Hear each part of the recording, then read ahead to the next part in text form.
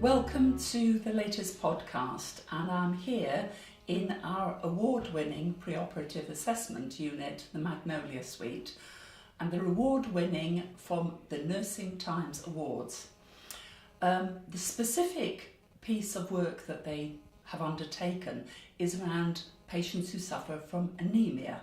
This is a problem that about 30% of patients who are going to have an operation suffer from, sometimes without many symptoms, but it makes it much more dangerous for them to have that operation.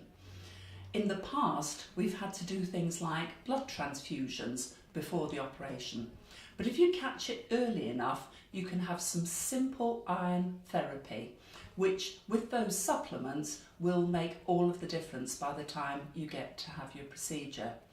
This has been seen as a really innovative piece of work, so much so that they beat 8 other shortlisted finalists to win the Nursing Times Award. They were so excited in doing that, and it's a fantastic project that has made a real difference to our patients. One of the big pieces of work that in the Foundation Trust and our partners in Stockport have been doing is looking at a new organisational form for managing the multi-specialty community provider. The commissioners have asked us providers, that's the Stockport Foundation Trust, Pennine Care Foundation Trust, Stockport Council Adult Social Care and Viaduct, who is the GPs Federation, to come together as providers and recommend what we think as providers would be the best way of delivering this integrated health and social care going forward. Over the next few weeks, each of those organisations will be taking through their governance systems recommendations on which would be the preferred.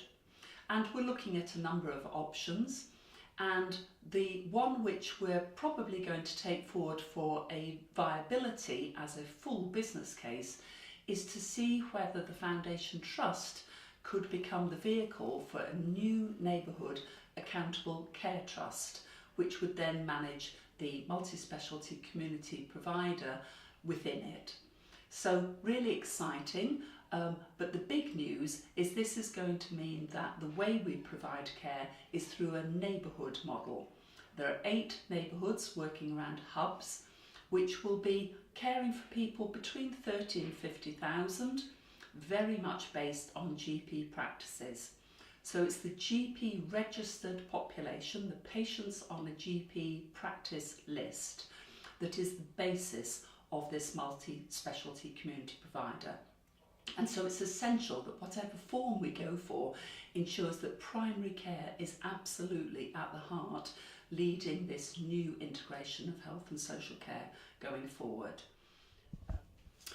We continue to have real challenges in our urgent care process, and the Accident and Emergency Department is continuing to see very high numbers of patients, many of whom have to be admitted into the hospital because they need that care. However, what we're continuing to do is understand that there will be a short, a medium and a long-term solution to this. And we're focusing on 3 main areas. One is, can we find alternatives to attendance and admission to the hospital? The second is to ensure that those patients who do need to come into the hospital have a better flow all the way from the Accident and Emergency Department through assessment, diagnosis, perhaps onto a specialty ward, and then the third area is to improve on our discharge. So we're working on those as part of the Stockport Together process, which I've just referred to, but it means that we're coming up with new ways of working.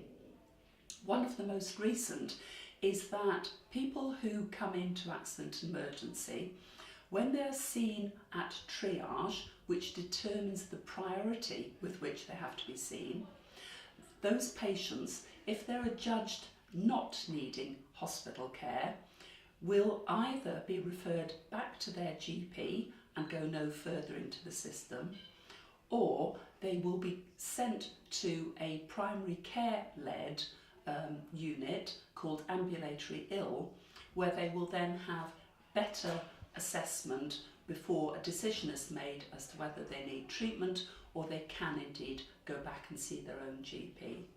This is already proving to be effective in ensuring that only those patients who really are poorly and need to be moved into the hospital are done so. This is one of the innovative ideas. Another that we're looking at is something called discharge to assess.